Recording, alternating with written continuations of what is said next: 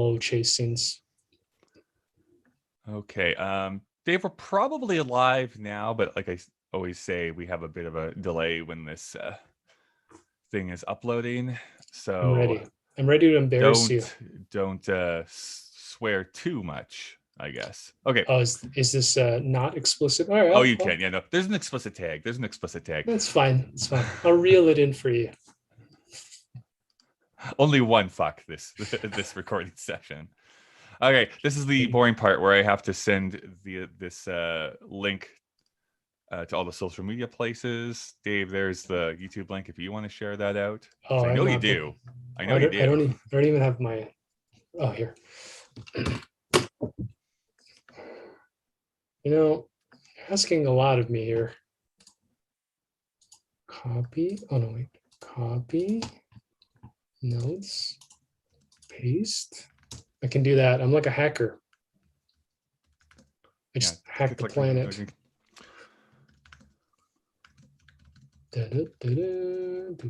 All cloud. Copy. Oh, wait. No, don't open the link. I don't want to watch myself. Not this early in the morning. Yeah. Okay. And then what's your at Sondheim Podcast if you're gonna be Putting It Together is the podcast name, yes. But is that your Twitter? Nope, it's Sondheim Podcast because Putting It Together was taken. Putting It Together live. I don't know why I'm on here. This show. Okay. Great. We're good to go here, Dave. Oh no, wait. What? I had an alarm come up and I opened it for. No, it worked. Okay, we're good. Let's do it. Okay, I'm just gonna move my windows around here because if people drop in, they can text down in the comments below. Welcome to Putting It Together, the podcast that goes through the entire body of work of Stephen Sondheim, show by show and song by song. My name is Kyle Marshall, your self-described Sondheim expert. And today, we have a special guest to talk about the movie version of A Little Night Music. David Yun, you are returning once again. You were on here all the way back to discuss Smiles of a Summer Night. And now we get to go through adaptation of an adaptation to discuss A Little Night Music movie. But why don't you introduce yourself to the rest of the audience? Well, I'm David Yun, and I'm clearly a musical theater expert. Correct, I began studying it about a week and a half ago when I watched Fiddler on the Roof. And pause for a second here, Dave. You dropped like this bag of bricks on my head when you told me this. Like, I didn't even know Fiddler on the Roof was a musical, and my mouth was agape. Can I make a joke about your gaping mouth? No, please don't. I don't know. I mean, why would I know that if I've never watched the movie before? And I don't live in New York. And how do I find musical theater? I mean, you are a citizen of the world, so I would have thought that at some point. You know what it reminds me of? This is a true story. I had a roommate in university, and I was taking a Dickens class because I was a English major. So I was like, why not read like 5 800-page books in a semester? Yeah. So I dropped Chaucer. Yeah, keep going. Yeah, I did a Chaucer course too, but and so one of the books, of course, is David Copperfield. And so I was like talking to him about what I was doing. Like, yeah, I'm reading David Copperfield. And he was like the magician? Magic. Yeah. It's like, no. Like the book, David Copperfield by Charles Dickens. Like, oh, I didn't know there was a book called David Copperfield. Like, how did you survive 20 years of your life never hearing about the story of David Copperfield? No, you don't have to have read it, but it's like just knowing of David Copperfield, like, just seems such like a obvious thing people would know about. I'm caught in between because I don't even know what a Mr. Beast is, but people keep talking about this. It feels like an X-Men. So I am, I don't know. I don't know anything, I guess. I don't know history. I don't know the present. I'm stuck in a bubble. So I'm excited to lend you my knowledge because I think my opinion is going to be very valuable to your show. Well, the one of the reasons, I mean, the not so subtle reason, why I'm bringing you on to discuss the movie specifically is that we actually co-host a show together called Kyle and Dave versus the Machine. What's that show about? I said as if I don't know anything about it. Well, you made a machine because Yeah. you're an asshole that's going to wait. Sorry, we can't swear. You made a machine because you're not a good person, and it's going to destroy the world if we don't watch films. And we teleport ourselves into the past to watch all the films of a particular year, and we discuss whether they still hold relevance, and both aesthetically, that's English word for you, and thematically. And I think for the most part, we are currently stuck in 1971, and I've been a real negative Nancy about that year. So you definitely have. I find the year 1971 so fascinating, just to talk like on a pop culture perspective, but also like what was going on at the time. Like we're like smack dab in the middle of Vietnam, Cold War, sexual revolution. Like there's so many different things going on. Civil rights, of course, coming up and everything. So you see like the entertainment that was being made, and you really feel this struggle of like some people wanting to hold on to what was been done before, some people really pushing the envelope as much as possible and trying to grapple with like, hey, what can a movie actually get away with now, especially since like the Hays Code has completely disappeared now, ratings have technically not been reinstated. That won't come for like a year or two. it's because of Into this the year. They're 70s. like, whoa, Like, whoa. okay, but let's pump the brakes on that one. So 71 has been fascinating, but yes, you have not really liked any single movie we have watched so far. That's not entirely true. That's not true. Yeah, my average rating is probably under a 2 still. Yes. But I will say this. We did just talk about Fiddler on the Roof, which will not be out for a few weeks probably when this goes up. But yes, okay. That's something you can jump in on if you want. Just quickly, I will say that 1971, in comparison to 1999, which is our first season, we spend so much time researching very interesting facts about the industry history that when I reflect on what we were. Your son is like irate at 1971 right now. No, we have a problem with this washroom where the toilet will randomly flush for no reason. You have ghost flushers. Yes, right? And you think I'd be more afraid, but it's actually convenient because you know that it's always empty. Yeah. Yeah. At least they're considered. No, it would be actually amazing. It flushed and also washed its hands at the same time. Right after it, but... I was going to say, I don't remember. I lost my train of thought. Something about, research and stuff. And it's been fun. I think we're learning much more about the industry itself. We're learning about the culture of an era which both of us didn't exist in. And I think we're going to continue that.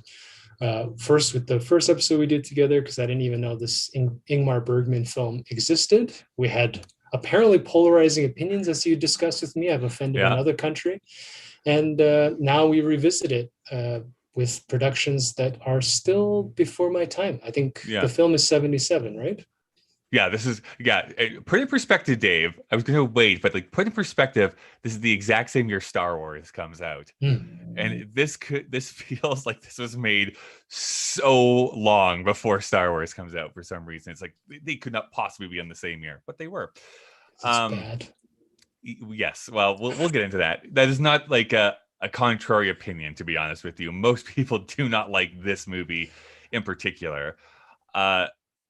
But yeah, we're kind of jumping ahead to 1977. We're on our show talking about 1971. So this is 6 years later. In those 6 years, actually, a lot of things have changed in the entertainment industry. Like the 70s were very turbulent. It's like 2 or 3 year spans, and like vast things have changed and can change in that short little time frame.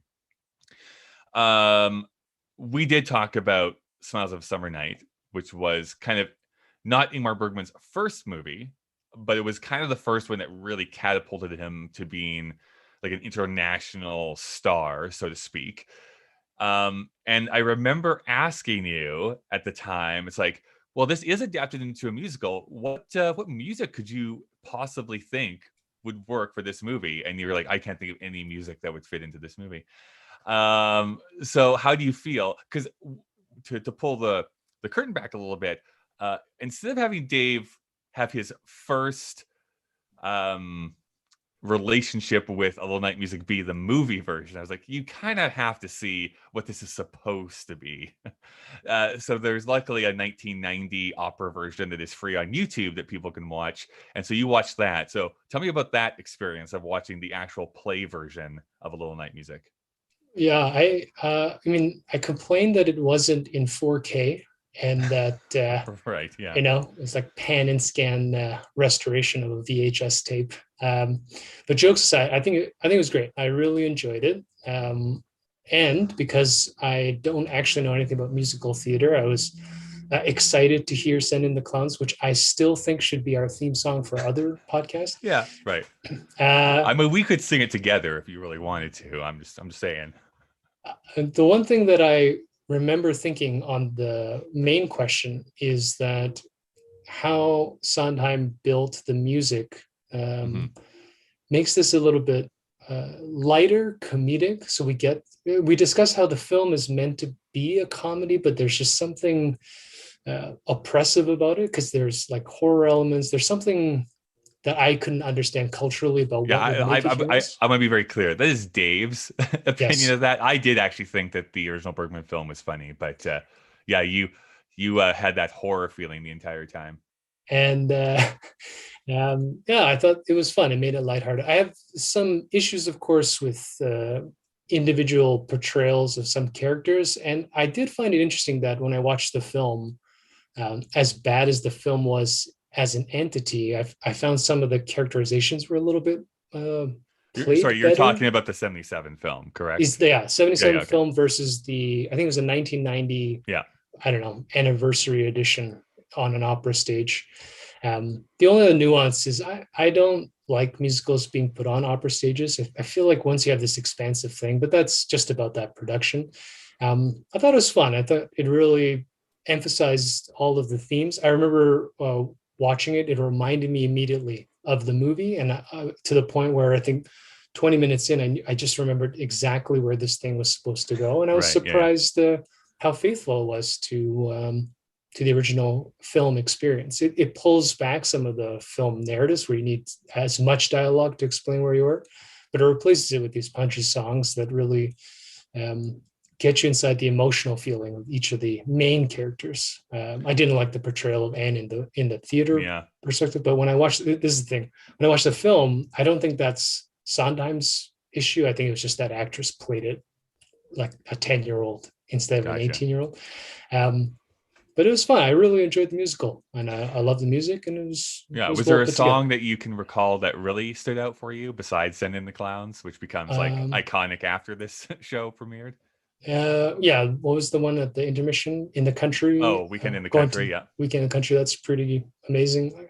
I actually liked all of them. There's some great stuff in here. We'll break that down here in a moment. But you sent me a text while you were watching it, and you're like, I think I'm going to go to bed at the intermission, because you had like started watching it like 10 at night or 11 at night. And it's like, how do you can't go to bed. That's like Weekend in the Country. Like, the other pumps you up. You want to stay up and watch it. So that's like my favorite song of the entire piece. Yeah. It's such a great, what do you call it? Crescendo to get to an intermission. Just excites you so that you don't think, like when you leave your seat for 10 minutes, you don't think, maybe I'll just go home. It's just, I'm kind of bored. No, it's like, I got to find out what happens when these perverts all show up in the same house. At this country house, everybody's going to mingle intermittently. Well, what's so funny, like, because I'm going sequentially through Sondheim's career, show by show, song by song, is that, like, this is kind of what Sondheim gets a little bit known for in many ways, is like the song in the show where a bunch of people are singing. They all have like these individual motivations. At some points, they're going to sing all over top of each other, where it's impossible to know what they're actually saying unless you like look at the lyrics or go to the show 3 or 4 times. Complex rhythms, harmonies, and then it kind of all comes together at the very end. Like, that's something that Sondheim would do like repeatedly over his next few shows. And you tried it once before in a song that I don't really like, but in this one, it's like, yes, this is like the perfect encapsulation of like the Sondheiminess of like all these things happening. Like, boom, here's this song. Have you seen this in the theaters? The other confusing part of not, no. Okay. So maybe your fans will know this better, but the one confusing part which I didn't really like about this stage production was the opera singers. I guess they were singing parts of thoughts or thematic things around the characters. Yes, that is part of the show. That is 100% part of the show. That was the thing that I liked the least. I couldn't contextualize. When they come out, I thought they were going to be the principal cast, and then they disappear, and the principal cast are better, even though these guys are opera singers. And then when they start interweaving again towards the end, and they're like showing the inner monologues or the history of where these characters have been, it started breaking a little bit for me. And it's not because they weren't great performers. It almost felt like the main cast ought to be singing those parts while singing their lines too. And it's interesting. I kind of brought that up when we talked about those songs, specifically the oh my gosh, 1 second, because I cannot remember the song title now off the top of my head. It is Remember? Yeah, it's Remember. Sorry. So the song Remember, where they're in the opera house and they're watching the play and they talk about like their previous trysts back and forth. I agree. It's like there's no reason why it can't be Desiree and Frederick singing these thoughts.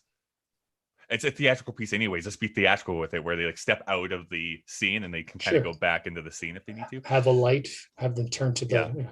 I know that the idea behind those characters is they're supposed to be kind of like a Greek chorus that comes out and kind of tells people what's going on. But I kind of agreed. Like all of those songs, well, I shouldn't say all of them. Most of the ones in the second act, at least, feel like these could be cut out, and they are cut out in the movie, and you don't really miss them, I don't think, all that much, because they don't really add much to what's going on. No. So I get that. So I really enjoyed his treatment of it, and I was wrong. It can be made into musical successfully. Sure. And it, it made me want to watch the movie again and kind of reassess my position. The Ingmar Bergman Source film again, not the piece of shit you made me watch after. But I guess we'll get to that whenever you're ready. That's going to whet people's appetites. What I'm going to do is I'm going to go thank some sponsors. I'm going to insert that here. And then when we come back, we'll jump a little bit further into the movie version of A Little Night Music. All right, Dave. Well, I know you're mad at me for making you waste your time, but on the plus side, it is free on YouTube. So you didn't have to spend any money on it. I spent 2 hours of my life, which I'll never get back. Yeah, that's true.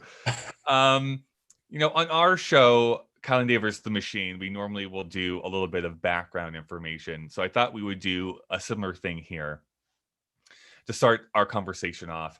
So A Little Night Music, the movie, was released on September 30th, 1977. Currently, it is rated 5.6 on IMDb. There is no available rating on Metacritic.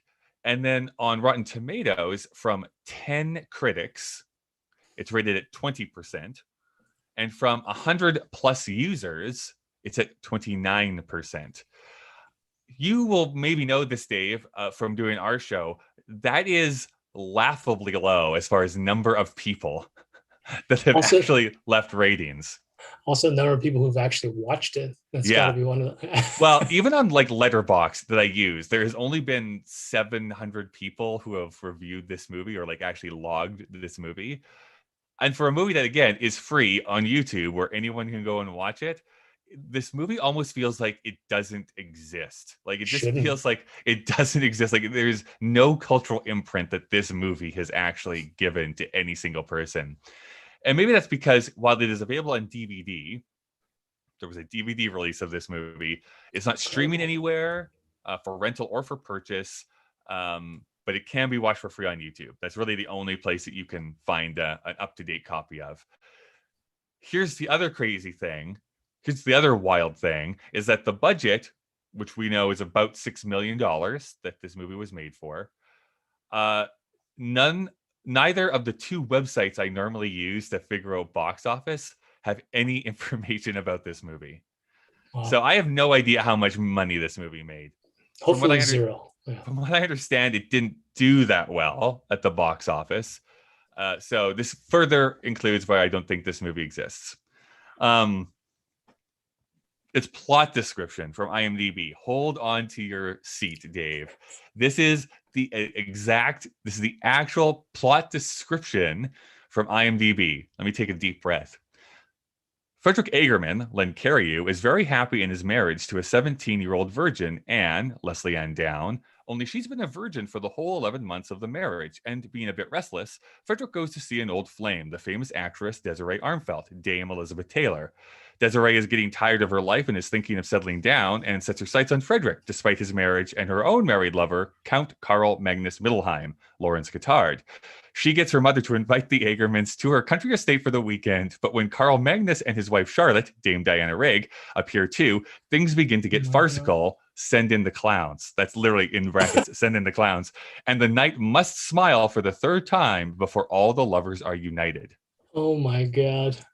This is like a short novel. Like normally plot descriptions are like a sentence or maybe two. Like this is like a gigantic paragraph for its plot description. Please watch it. We made no money. Please. Please watch this movie. Dave, it stars Elizabeth Taylor as Desiree Armfeldt, Len Cariou as Frederick Egerman, Leslie Ann Down as Anne. Autocorrect put it to Anne German, but it's not. It's Anne Egerman. Diana Rigg as Charlotte Mittelheim, and then Lawrence Guittard as Karl Magnus Mittelheim. I'm not quite sure why they changed the surnames for the movie version, because it's Magnus. Karl Magnus, not Mittelheim. Karl Magnus... It's something else in the play version. They also changed the boy's name to Eric instead of Henrik in the show. So again, I don't know why they made those changes. Regardless, anything you have to say about those actors? You didn't ask me to do any research. I will say that Elizabeth Taylor is grossly miscast. And okay, so I'm going to push back on that. I think she's actually perfect casting in the abstract, because Desiree Armfeldt is all about faded actress who doesn't have the same cachet that she wants. Like she's a fading star. In the late 70s, that was Elizabeth Taylor. Like she is cast perfectly. Singing wise and acting wise, yes, I agree with you. Yeah. So you're talking about conceptually, but yeah, the brief read up is that she had already been on a downward decline. So if you're the casting director, I'm suspecting that whatever the short list was, they were trying to either intentionally give her one more shot or hoping that people would be like, oh, maybe this is where she turns her career around. And they were wrong, because she's terrible in this movie. Diana Rigg's awesome. She saves what little dignity this film has. Yeah. And what's the guy that you like? Len Cariou. Yeah, he can sing. He was the original Frederick in the stage show, cast in here too. Same with Lawrence Guittard. He was the original Karl Magnus on stage, gets cast for the film. And I think the only other one is Hermione Gingold, who is Madame Armfeldt. She was the original one on stage and is the one here in the movie. I disliked her in that. But okay, let's keep going. Let's talk about it. I love her. I love Hermione Gingold. And I'm still salty that they cut the song Liaisons, because I think it's a brilliant little song to give to her. Len Cariou, if you don't know, Dave, was also the original Sweeney Todd. That's also why I love Len Cariou. If you've ever listened to the original Broadway cast recording, that is Len Cariou.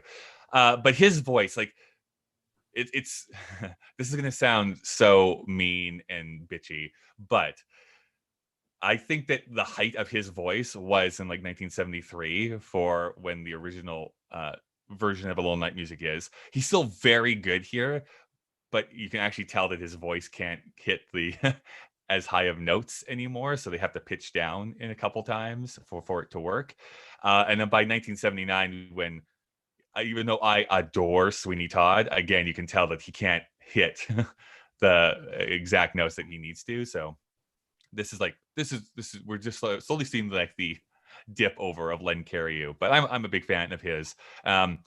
I'm trying to think of Diana. So Diana Rigg, I'm trying to think of where she would have been in her career, because she was the Bond girl in the late 60s, and like the one that didn't have George Lazenby, because she was the George Lazenby Bond girl, the wife. Yeah. And I think the story is, didn't she demand a stronger representation of herself like that, to be in that film? Yeah. So she's cool. Great. People will know her, of course, as well as Avenger. Well, no. I was not going to say that. No. If you're of a certain age, yes, you might know her from the original Avengers, the British show called The Avengers, not the superhero team, The Avengers. But she was, God, being names today. But she was in Game of Thrones. She was the old woman in Game of Thrones. I didn't watch Game of Thrones. The book was too exhausting. I actually read 3 of them, and then I realized I can't keep this up. It's eating my life. To be honest with you, if I was to recommend people, just read the first 3 books. They're great. They're phenomenal. And you can stop. You don't have to go any further. Yeah, I think like it's a 3 that starts cutting the characters in half, and then you got to wait for the 4th book to catch up with some of the other books. No, you're wrong. That's the 4th book. So then I read up to the 4th one, and I was just like, I don't care anymore, because this is taking too long. This is not a Game of Thrones podcast, but I could get into so much more detail about you. But yeah, just read the first 3 and then stop. You can just read the first 3 and then stop. Where were you when I was in my early 30s, Kyle? Could have saved me a book. You could have. That series is never being finished, but I mean, for Sondheim fans, we also know what that's like, because his last musical is also never going to get finished. So we just have to be at peace with that. This movie was written by Hugh Wheeler with music and lyrics by Stephen Sondheim, based on the musical A Little Night Music by Hugh Wheeler with music and lyrics by Stephen Sondheim, which itself was based on the film Smiles of a Summer Night, written and directed by Ingmar Bergman, and the movie was directed by Harold Prince.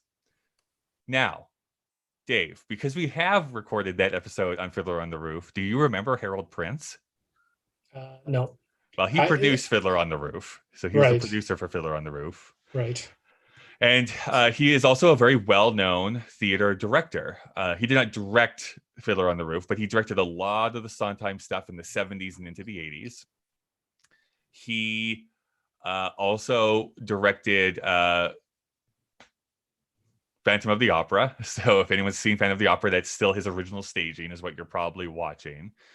And he is very well known for his directing style on stage, because what he's often compared to is that he's a very cinematic stage director.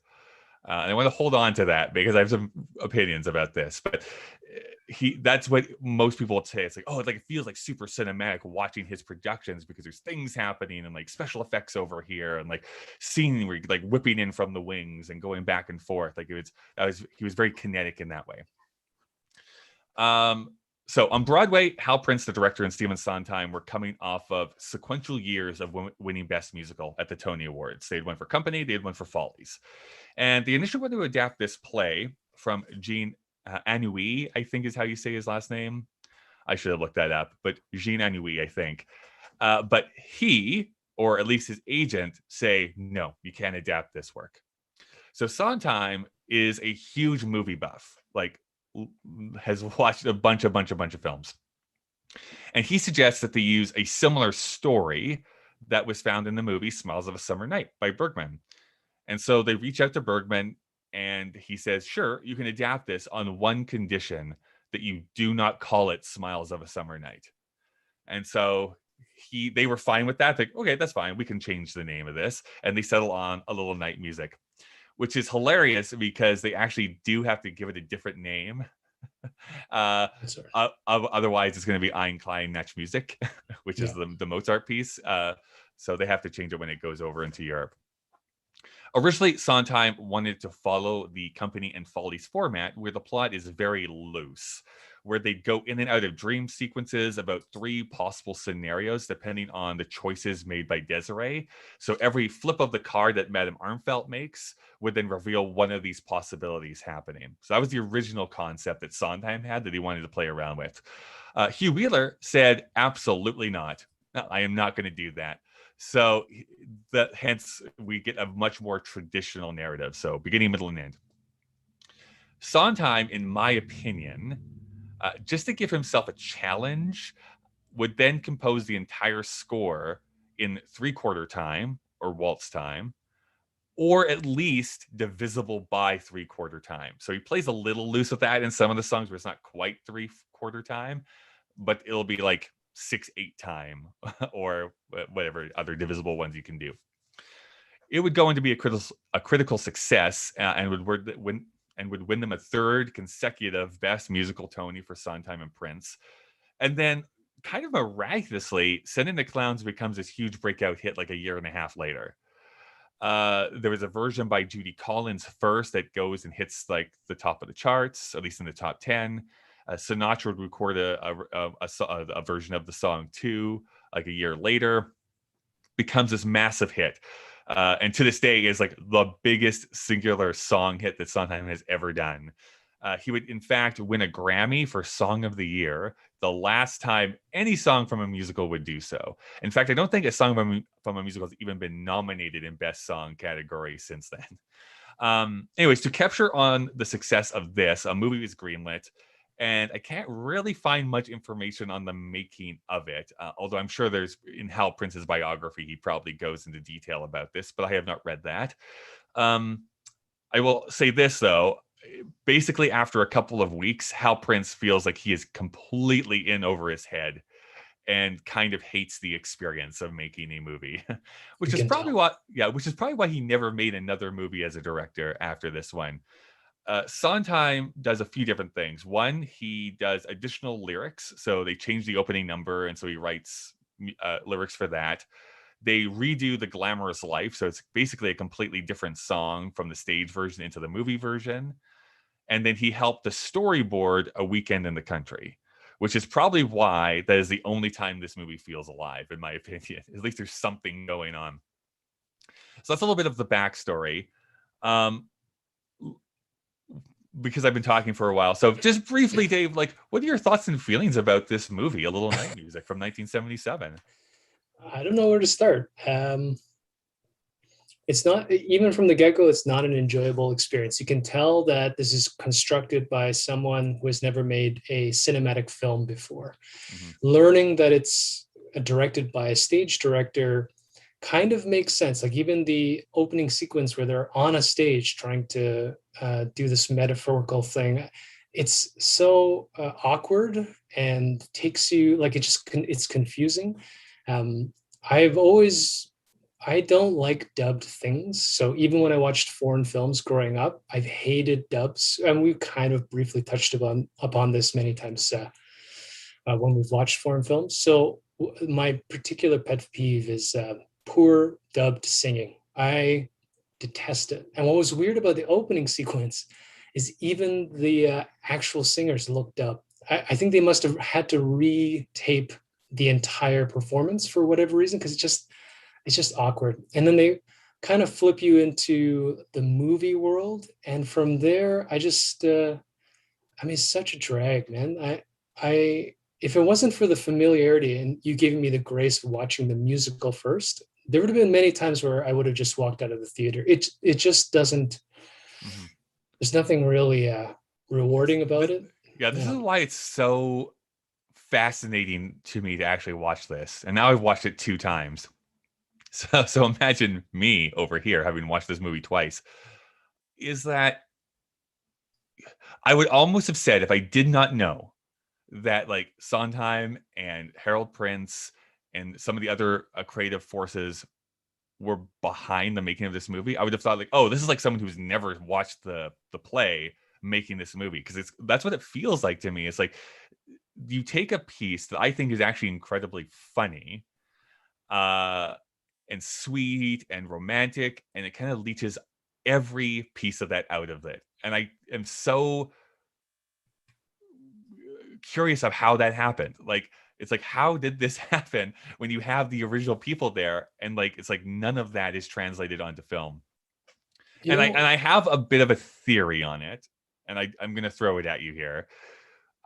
One, I just want to point out, I think I shouldn't say everyone, I think a lot of people in the theater world were trying to chase what Bob Fosse was doing. Bob Fosse, known for his choreography, he was also a theater director.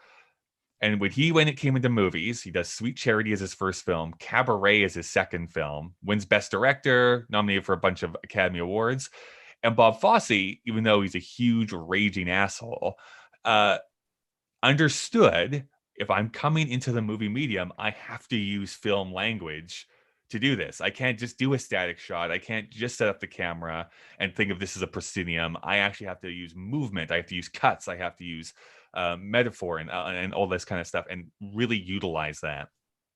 I would even say like Norman Jewison is able to do this with The Fiddler on the Roof that we were just talking about, where at least we're using movement. When you look at this movie, by and large, Harold Prince keeps the camera back really far, as if we are watching from an audience on the stage. And maybe that's why he was using that like framing device of like the play going on. I don't think it works. And I feel like we feel so distanced from these characters all the time that even when a joke is said, it just doesn't land because we don't feel like we're a part of it. Well, you know what I had the thought of is there is, let's call it a synergy when you're in a live performance. So if you ever watch stand-up comedy on video, it's very hard to make me laugh in my living room. But when you watch it on a stage, people are dying even for the stupidest jokes for the most part. I mean, they don't usually air when people bomb pretty hard. I think like theater experiences are like this. So there's an intuitive sense when you're building a theatrical piece that the audience is part of the play. So if you have, and then there's also a vernacular how you tell jokes in a musical comedy, for example. So what I found watching the live performance in the theater version is that there are these great moments where the jokes are all told to the audience, and the audience will respond, even if I might miss the joke because I'm not a theater nerd. So there might be some nuance to the way they say it. As soon as the audience interacts with it and they start laughing, and then the actor can, maybe improvise a pause just to soak it up and get the crowd energized.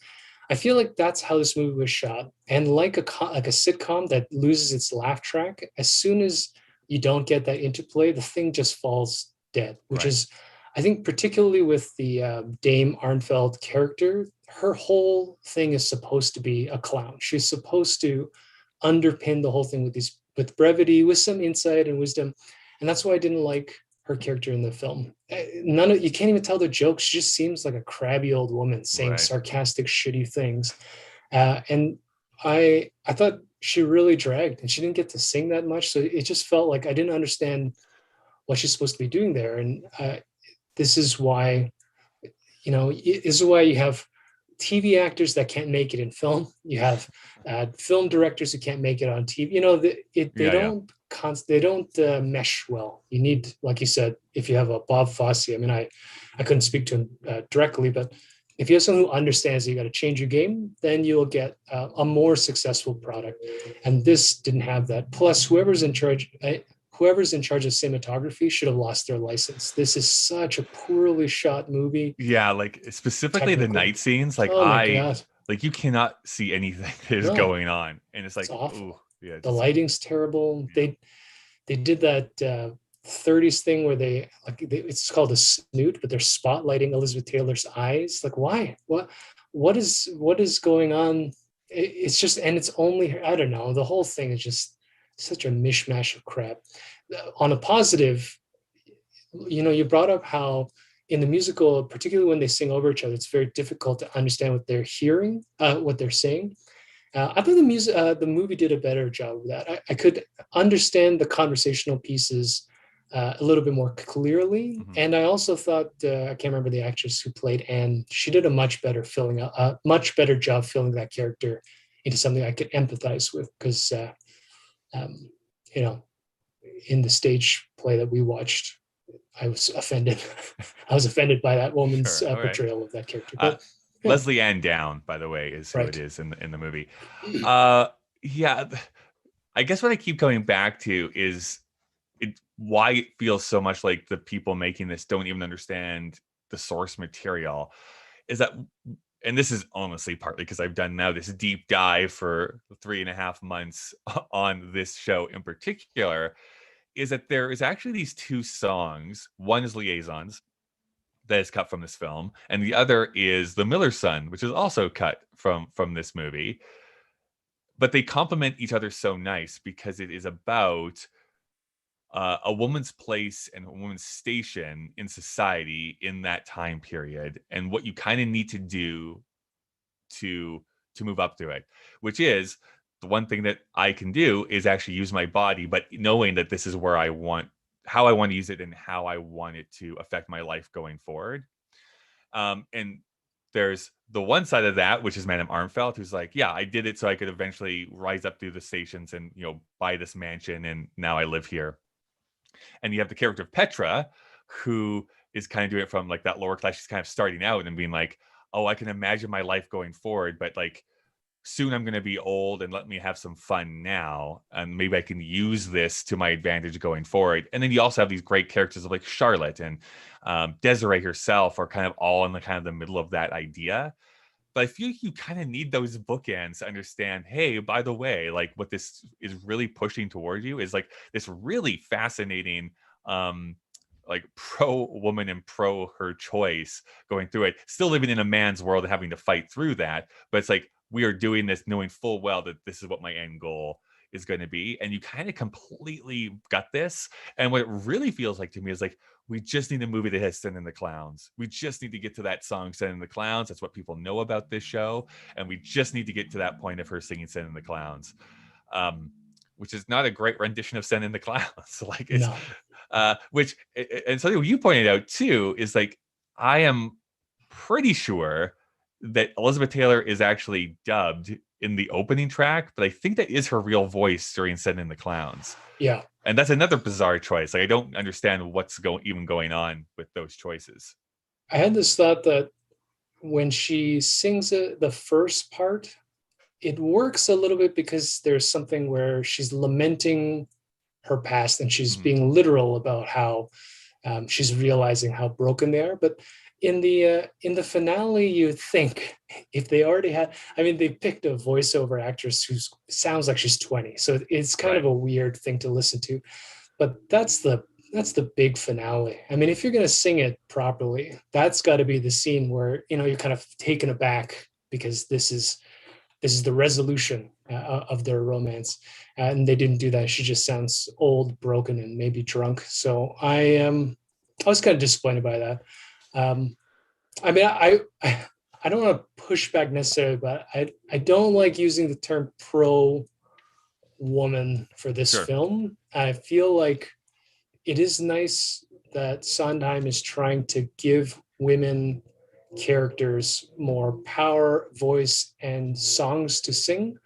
But the entire narrative is so patriarchal, and by the end, having watched it twice in a row, like the musical and this, what's the Countess, the wife, Diana Rigg's character, Charlotte. Yeah, I mean, her sort of domesticated. That thing gets so creepy by the end, and how the Count's like, pack up my bags and we'll head on home. You're just like, I can't comprehend any of that anymore. But she played the hell out of it, so it's fun. I think Diana Rigg had this great ability to be within that space. I don't know if she's so self-aware, and actually make it film-like, a film-like performance of a musical character. So she really stands out in the film, but the film itself should just be burned. They should just ban it on YouTube. It should not be watched. It ruins the musical. Yeah. And I think I did right as well. I think they couldn't decide whether they wanted it to be a stage production or a homage to Ingmar Bergman's film. Right. It gets stuck tonally in between those two things.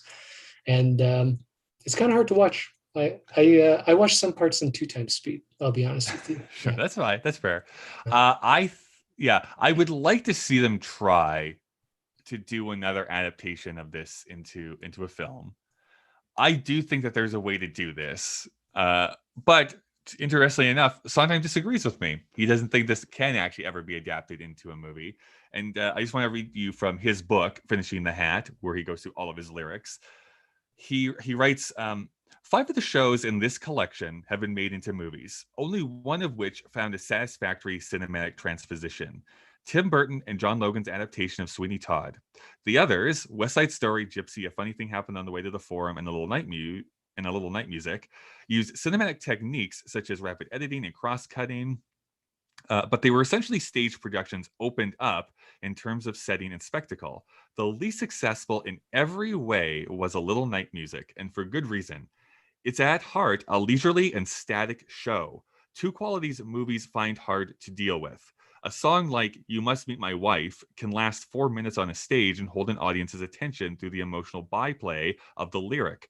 By turns sweet and sour, but on the screen, that byplay can be accomplished in two close-ups, Frederick's rapture and Desiree's clear-eyed reactions. As a movie buff, I knew in advance that the film couldn't work without radical rethinking and tried to persuade Hal and Hugh not to attempt it, but to no avail. So that was what his interpretation was.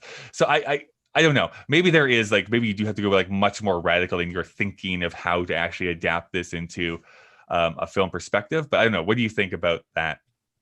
Well, it sounds like he's an old man with a bit of a bias of what happened, and I should point out too that he is actually often very critical of much more critical than other people about his lyrics and stuff too. So that's kind of par for the course for him. Yeah, I mean, just out of that snippet, obviously I don't know much about him and I didn't read that book, but from that snippet, what I hear is we tried it, so it's just not going to work again, which is insane. And I think that particularly with the mini resurgence of Hollywood musicals and allowing songs and singing back into the general public. I mean, I'm not a director, so I couldn't tell you specifically how this could or ought to be made. But I do feel like what made this static was the director, who couldn't get out of their own stage mind. And I think Sondheim's doing the same thing. Sweeney Todd, whether I liked it in the first viewing or not, that's a theatrical thing. And as much as Tim Burton is a fucking weirdo, you put any of these modern sort of really punchy, Tim Burton, Baz Luhrmann, I don't know, you put somebody, whoever did Les Mis, you put somebody that really wants to merge the two genuinely with not new techniques, but with some creative nuance and some open control of how the songs can come together. Any musical can be adapted. Well, I mean, as can every novel be adapted? I don't think so. Novels have so much backstory and character development, but musicals don't. That's what the songs are for. The songs open up what the person feels and how they experience and relate to the world.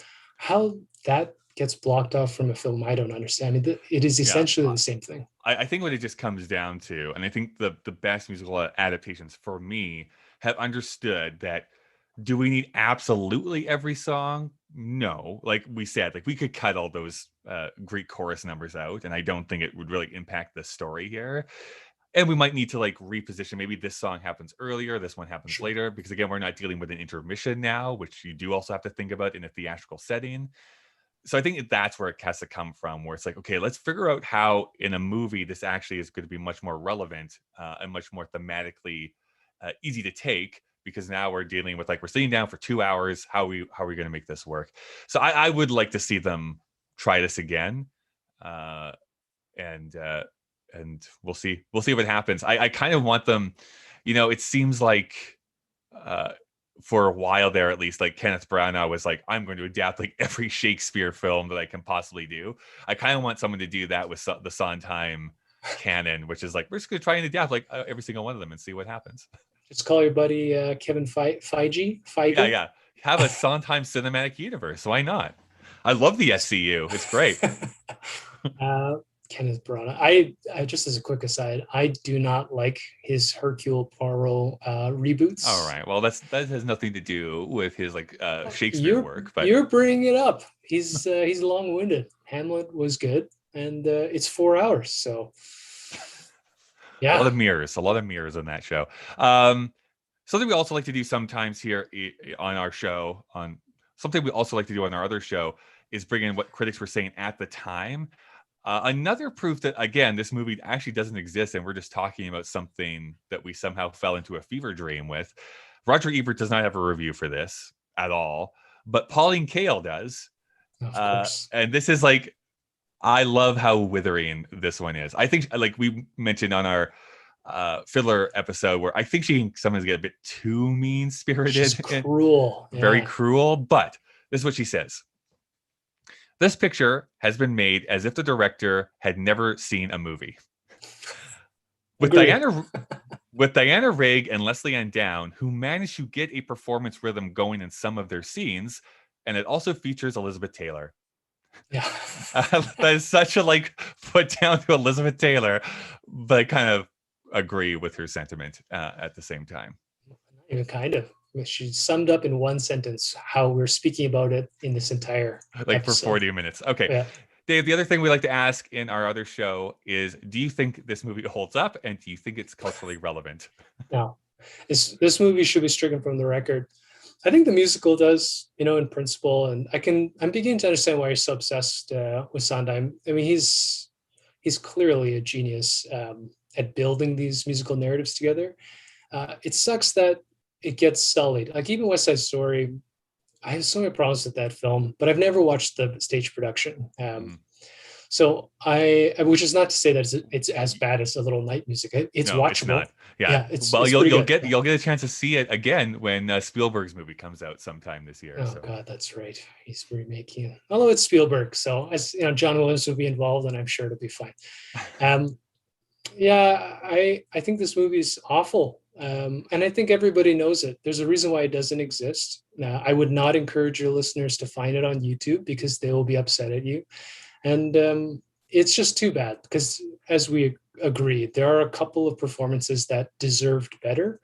And there's a good reason why I can't remember whatever his name is, never directed a film again. He must have looked at the final edit and just be like, nope, I can't. No. Yeah, I'm out. Yeah, I'm going to ruin my legacy with this successful career on stage. Exactly. He went back to stage and was very successful. I think he still holds the record for the producer with the most Tony Awards of all time. Anyways, I think that's what the statistic is. He changed his name to Tony. Tony Prince. I agree. Again, the source material absolutely is still relevant. I think even the Bergman film is still relevant to today. This movie, you would be perfectly fine never watching this in your life. I have watched it twice for you, so that you do not actually have to watch it once. Is what I'm trying to say. Oh, for your guests. The royal you that is listening to this episode. I think you just don't love yourself enough, Kyle. You deserve better than this. Just watch something else. Now you're sounding like my therapist, Dave. Thanks. Oh, well, thank you so much, Dave, for coming on and talking about this, I guess, film. If people wanted to stay in contact with you online, what is the easiest way to do so? I don't know. You know what? Look us up at our podcast. I can't remember everything, but Instagram and Twitter is KDVSTM. And I think we have an email that nobody uses, so I won't say that because it's really long. And we're on, Twitter is probably the easiest way to get a hold of both of us.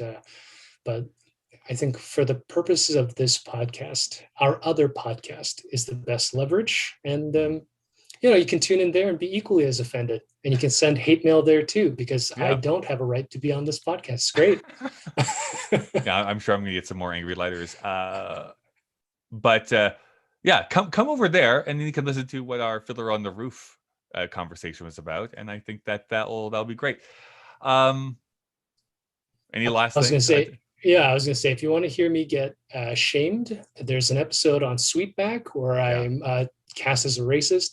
And on Fiddler, I'm cast as a rube. So it's going to be great. So if you want to hear me show ignorance, those are two great episodes from 1971 that you can have a good laugh. My favorite thing to tell Dave is you're wrong and you should be ashamed that you're wrong. I have no shame. So that's why we continue to work together so well, Kyle. All right. Thank you. I'm going to push stop. All right. I have a feeling that this microphone's picking up the headphone thing because I'm seeing it bounce when you talk. Oh, and that's crazy. So we'll see if that it's not putting a waveform, but when you do the post, but you can hear it. Yeah, okay, I can see the green light. And if that's the case, I can't fix that because it's just the way that's going to be. All right, I'll try and send these videos here later today, but you can send me that audio separately if you'd like, the one that we just did. Yeah, I'm just going to export it before I forget. Hold on, let me put this back. I know you can hear me, but Little Night Music. Oh, here, I just put dates. Oh, and I should probably stop the live stream here too. Thanks everyone for